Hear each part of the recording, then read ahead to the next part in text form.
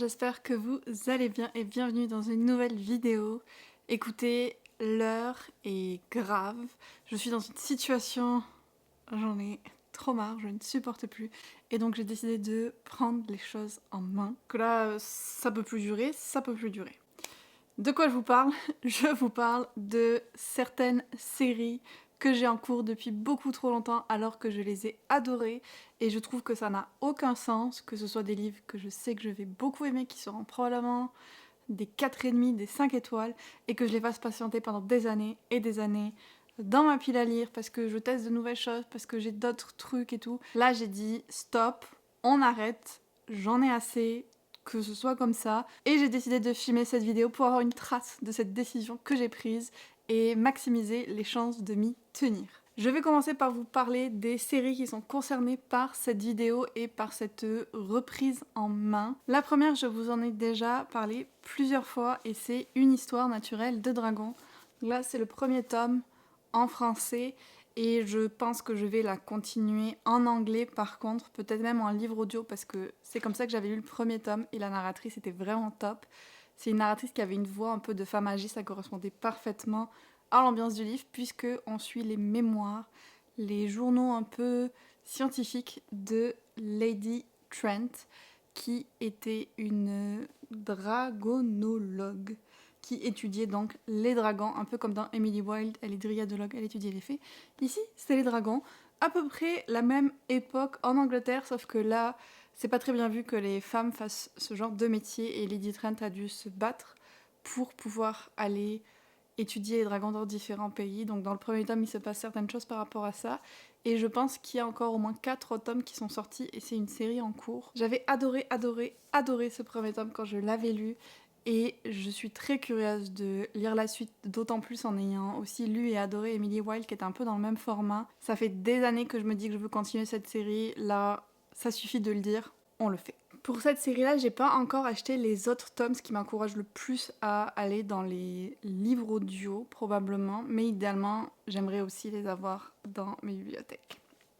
Deuxième série, maintenant, dont je vous ai énormément parlé aussi, et que j'ai quand même réussi à avancer un petit peu au fur et à mesure des années, mais j'aurais vraiment pu faire beaucoup mieux parce que j'avais lu le premier tome quand il est sorti, donc j'aurais dû enchaîner à chaque sortie. Et c'est pas ça qui s'est passé. C'est une série en 5 tomes et j'en ai lu 3. Donc je tiens le bon bout. Et il s'agit du Fléau des rois, The Rune of King de Jen Lyons. Maintenant que vous le voyez, je suis sûre que vous dites, bah oui, Elise, tu nous en parles à peu près tous les ans pour le mois de la fantasy. Et en effet, c'est le cas parce que j'adore cette série. Je trouve qu'elle mérite d'être beaucoup plus connue.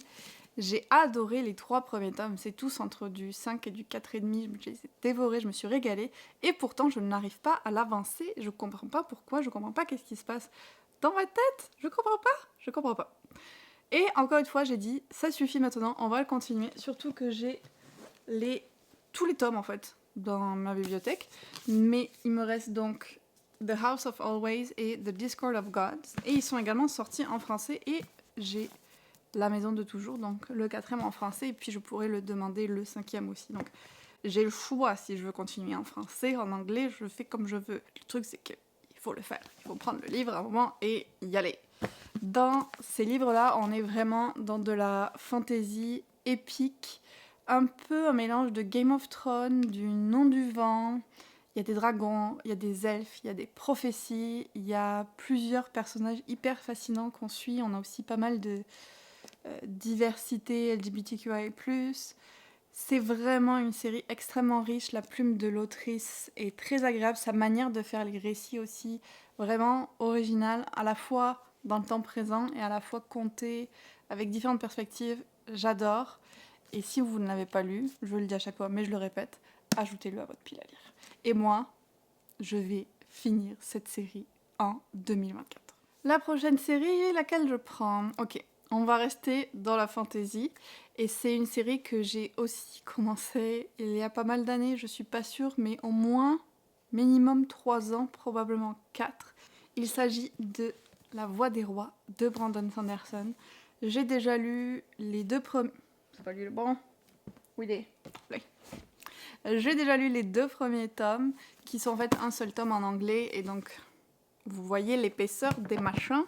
Ils font tous les demi-tomes, donc en français, presque 1000 pages. C'est très très cool. Donc là, je me comprends moi-même de mettre du temps à les lire. Mais j'ai pris du retard parce qu'il en a sorti plein. Je pense qu'il en est au 4e. Et il va sortir 5e bientôt. Quelque chose comme ça. Donc j'ai la 2e partie qui est le livre des radieux. Il y a aussi Rythme de guerre, dont j'ai le 1er tome, il y en a un 2e. Et il y a également Justicière. Je suis plus sûre de l'ordre. Donc La Voix des rois, que j'ai lu. Le livre des radieux. Justicière, en fait, qui est le 3e, donc aussi en 2 tomes. Et puis Rythme de guerre. Je l'ai trouvé d'occasion, c'est pour ça que je l'ai acheté, même si j'avais pas encore Justicière. Je me suis dit, on va pas manquer l'opportunité. Par contre, le format, c'est pas le même. Je pensais, mais non. C'est les deux, le livre de poche, pourtant. Petite frustration. Et avant de continuer cette série, j'aimerais lire Elantris, qui est pas un prequel, mais que tout le monde recommande de lire avant de lire La Voix des rois. Donc il faudrait que je lise ça, puis que j'enchaîne avec tout le reste. Et franchement, cette série est de la fantasy, encore une fois, épique, extrêmement riche. Je ne peux pas le souligner assez. C'est la série fantasy la plus riche et complexe, je pense, que j'ai lue.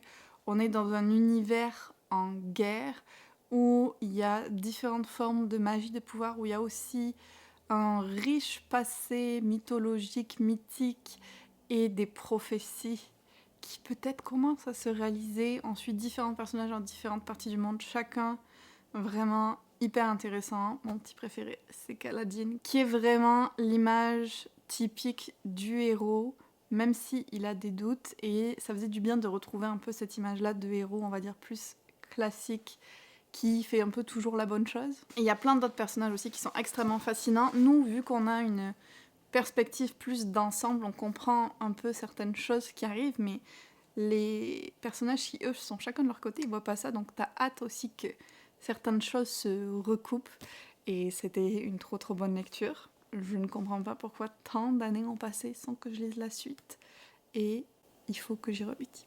La 4e série de romans que je veux absolument continuer cette année, c'est les aventures de Veronica Speedwell. Le 1er tome, c'est A Curious Beginning, mais je l'ai prêté à Erika, je pense. Donc je vous montre le 2e, A Peerless Undertaking. Les 2 premiers tomes sont sortis en français, et je les avais relus quand ils sont sortis pour me remotiver à lire la série. Et puis, ils n'ont pas l'air de continuer. Donc au final, j'ai acheté les autres en anglais. Il m'en manque encore quelques-uns, mais je voudrais vraiment continuer cette série parce qu'elle est tellement bien. C'est aussi une série qui mériterait d'être plus connue parce que c'est des enquêtes mystères à l'époque victorienne, peut-être 1880, 1890, par là ça se passe. Et on a Véronica qui est une lépidoptériste, donc qui étudie les papillons, qui est une femme vraiment indépendante pour l'époque, pour le lieu où elle vit, c'est-à-dire Londres et dans la bonne société, qui va, par un concours de circonstances, alors que sa vie est en danger, s'associer à Stoker, qui est plus côté aventurier mauvais garçon, qui a un passé un petit peu compliqué. Et d'un livre à l'autre, ils vont vivre différentes aventures. Je pense que c'est le plus slow burn des slow burn, parce qu'on sent qu'il y a une attirance entre eux. Mais je pense que ça prend beaucoup de tomes à ce que peut-être ça se concrétise. Ça ne me dérange pas. Bon, vous savez que j'aimerais bien qu'il y ait un petit peu de spicy. Mais dans l'absolu, ça ne me dérange pas parce que c'est bien fait.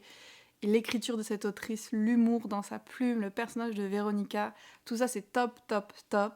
Je sais que je vais adorer chacun des tomes. Donc encore une fois, je veux absolument continuer cette série en 2024. Et enfin, il y a une 5e série de romans, plutôt des novellas en fait cette fois-ci, que j'aimerais absolument continuer, rattraper en 2024 parce que la série n'est pas finie. Il s'agit de Every Heart a Doorway de Shannon Maguire. Comme d'habitude, j'ai oublié le nom de la traduction, je vous mettrai la couverture là, mais ils sont traduits en français. Et là, j'en ai lu pas mal. J'ai lu le 1er, le 2e, le 3e, le 4e, et là, attention, petite surprise, le 6e, parce qu'on me l'avait envoyé comme tome unique. En fait, chacun c'est une histoire un petit peu indépendante, mais c'est quand même mieux de les lire dans l'ordre. Et donc, j'aimerais bien lire ce que je n'ai pas lu et il m'en reste que 3. Puis vous voyez qu'ils sont pas très épais. Donc ça, je pense que c'est totalement faisable. Il faut juste que je prenne le temps de le faire. Mais chacun des tomes était tellement bien. Le concept est hyper original. C'est de la portal fantasy. Donc quand on a un personnage qui va traverser et aller dans un autre monde, ce que j'adore parce que je pense qu'il y a une petite part de moi qui me dit « Oh ben ça pourrait t'arriver un jour, Elise. Ça pourrait t'arriver que tu trouves une porte qui t'amène dans un autre monde. » Je suis un peu des loulous, des fois. C'est pour ça que j'aime la fantasy. Et je suis sûre que je suis pas la seule. Bref, je reviens à mes livres. On a donc une école un peu particulière puisque c'est un endroit où se regroupent les enfants qui sont allés dans un univers fantasy, magique. Ça peut être très sombre ou ça peut être très féerique, il y a vraiment de tout. Et qui sont retournés dans notre monde. Pour la plupart, ils cherchent désespérément à retourner dans le monde magique dans lequel ils étaient, mais c'est pas toujours possible. Et donc on va suivre 1 ou 2 enfants par tome avec les aventures qui leur sont arrivées, qu'on découvre un petit peu au fur et à mesure, et aussi une intrigue contemporaine à l'école. J'ai vraiment adoré chacun des tomes. Pareil, on a entre du 4,5 et du 5 pour tous et j'ai très hâte de continuer cette série comme toutes celles que je vous ai présentées en même temps. Ça, c'est les romans et il y a aussi une série de mangas que je traîne depuis beaucoup trop longtemps et ce qui me fâche particulièrement, c'est que j'ai eu une période où j'ai enchaîné, je pense, 6, 7, 8 tomes de ces mangas, genre très rapidement, et puis j'ai arrêté. Je ne sais pas pourquoi, mais j'ai complètement arrêté. Et c'était des mangas que j'adorais. Je veux finir cette série. Je les ai pas chez moi, alors peut-être que ça a fait obstacle, mais je suis sûre que je peux les trouver à la bibliothèque. Et il s'agit de The Promised Neverland, que je pense quasiment tout Bookstagram lisait à une époque, donc je suis un peu en retard. Je les ai commencés, ça fait quoi, 2 ou 3 ans aussi maintenant, et j'ai pas retouché depuis. C'est catastrophique, je vous le dis. C'est catastrophique. Donc ça là, j'aimerais vraiment arrêter de la faire traîner dans ma bibliothèque parce que, en plus c'est des mangas, je sais que je vais les lire vite. Si vous ne connaissez pas, on est dans un univers assez mystérieux, potentiellement post-apocalyptique, futuriste, dystopique, quelque chose comme ça. On est dans une école où il y a des enfants qui sont élevés, qui font des tests d'intelligence et tout, tous les jours. On les traite quand même relativement bien. Peut-être qu'il n'y a pas trop d'émotions, mais ils sont nourris, on leur fait faire des activités et tout ça. Et puis, de temps en temps, il y en a un qui disparaît, qui se fait adopter, qui part de cet orphelinat. Et le maximum que tu peux y rester, je pense, c'est 12 ou 13 ans par là. Il y a plusieurs des personnages principaux qu'on suit qui arrivent à cet âge-là et qui vont réaliser que l'adoption, c'est pas tout à fait ce qu'ils pensaient et qu'en fait, leur vie est en danger. Et je vous en ai déjà beaucoup dit, je pense que c'est une série où il faut vraiment lire et être surpris et être choqué par ce qui se passe, donc j'en dirai pas plus. À part que c'était vraiment très bien et que je suis curieuse de voir l'histoire continuer parce que je pense que j'avais fini le premier arc et que j'avais attaqué le deuxième, où il y avait plein de nouvelles questions et de nouveaux trucs qui se passaient. Donc, raison de plus pour vouloir continuer cette série. Donc voilà pour ce que je voulais vous présenter dans cette vidéo, les séries, comme je vous disais, que je ne supporte plus de voir sur mes étagères, de les avoir dans ma palle, alors que je sais que je les adorerais si je les lisais, de toujours les repousser à un autre moment et de pas prendre le temps de les lire. J'en ai vraiment marre et donc, en plus d'avoir fait cette sélection-là, j'ai décidé que mon challenge personnel, ça allait être d'en lire un de chaque saga par mois. Donc ça commencera au mois d'avril, je pense. Quand cette vidéo sortira, on sera en avril. Et je vais donc essayer de lire le 3e tome de Veronica Speedwell, que j'ai pas avec moi. Petite histoire compliquée. Il n'était plus disponible en hardback nulle part, ce livre-là. Et en fait, je l'ai trouvé sur Abe Books, qui est un site de livres d'occasion, où je pourrais avoir la livraison gratuite si je le faisais livrer aux États-Unis. Donc, je l'ai fait livrer chez mon amie Erin qui habite à Boston. Et comme on est censé se voir en avril, elle va me l'amener. Je devrais le récupérer autour du 20 avril. celui-là à lire, voilà. Je veux aussi lire La maison de toujours. Je me rends compte que je me fais pas de cadeaux parce que ça veut aussi dire qu'il y a... Où est-ce que tu es? Le livre des radieux, la première partie, qui fait 1084 pas. Et puis, ça équilibre un petit peu. Je dois lire, je pense que j'en suis à Come Tumbling Down, donc le 5e livre de cette série-là. Et pour les mangas, je vais essayer d'en emprunter plusieurs à la bibliothèque de The Promised Neverland, peut-être 2 ou 3 tomes à la fois, vu que ça se lit quand même plus vite. J'ai l'impression d'avoir oublié une série. Ah oui, je me dois bien. Je veux aussi lire, mais pour ça il va falloir que je l'achète. Donc peut-être que celui-là, je vais attendre le mois de mai, le 2e tome de Une histoire naturelle de Dragon. Puis ça va très bien que je lise toutes ces séries-là, parce que en mai, donc le 2e mois de ce challenge personnel, si je peux dire, en mai, il y a le mois de la fantasy qui est organisé par Picty Bookin, auquel je participe parce que j'adore lire la fantasy. Et je pense que toutes ces séries-là se qualifient. Et en juin, j'ai le challenge Serial Series Starter, qui est un challenge que j'ai créé l'an dernier, que je vais renouveler pour sa 2e édition, où le but c'est de finir un maximum de séries en cours. Donc ça ira aussi très bien pour avancer tout ça. Si j'entame au mois d'avril, je pourrais me laisser porter donc par les challenges de mai et juin pour avancer au maximum. Et en fait, il y aurait peut-être même potentiellement une de ces séries que j'aurais fini, vu que pour cela, The Rune of King, il me reste que 2 tomes à lire. Donc si j'en lis en avril et un en mai, j'aurais fini. Ça me paraît tellement bien, juste cette idée-là me hype énormément et me fait me sentir mieux. Donc j'espère que la motivation sera là. La seule inquiétude que j'ai, en fait, c'est parce que, si vous me connaissez, j'adore faire des piles à lire et participer à des challenges. En avril, je vais faire ma pile à lire avec le jeu de la palle, qui sera en fait probablement déjà sorti avec cette vidéo.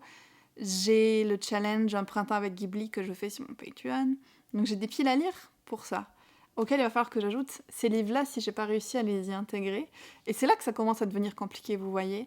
Mais la différence, c'est que j'ai pris la décision vraiment de les prioriser à chaque mois.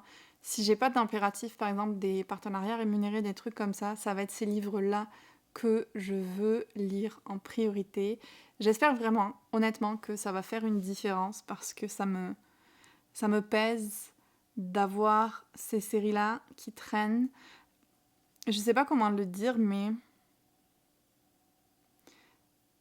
c'est facile, avec tous les livres qui sortent, de se laisser emballer, soit par la nouveauté, ou au moins de commencer plein de séries et de vouloir tester plein de choses et d'oublier en fait tous les livres qu'on a déjà, et c'est vraiment pas quelque chose que je veux continuer. Je veux vraiment me centrer sur les livres de ma pile à lire qui me font toujours beaucoup envie, mais qui se retrouvent repoussés à cause de nouveautés, à cause de services presse que je reçois et tout ça. J'ai vraiment envie de recentrer ma lecture sur mes envies, en fait, en quelque sorte, et de reprendre le temps de lire ce genre de livre-là. Donc souhaitez-moi bonne chance pour ça. Désolée si l'angle a un peu changé, j'arrive au bout de ma vidéo, je faisais la conclusion et puis plus de batterie. Donc tout ce qui me restait à vous dire, c'est que, encore une fois, je suis très motivée à faire ça et à vraiment changer un peu mon optique de pile à lire ou de qu'est-ce que je veux lire.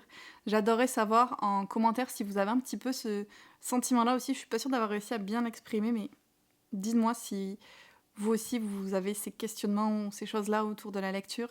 Si vous avez des séries que vous voulez absolument lire en 2024, si vous voulez qu'on se motive ensemble à le faire. Si vous ne savez pas quoi me dire en commentaire, je vous pose cette petite question. Quelle est la dernière série que vous avez terminée ou que vous voulez absolument terminer cette année?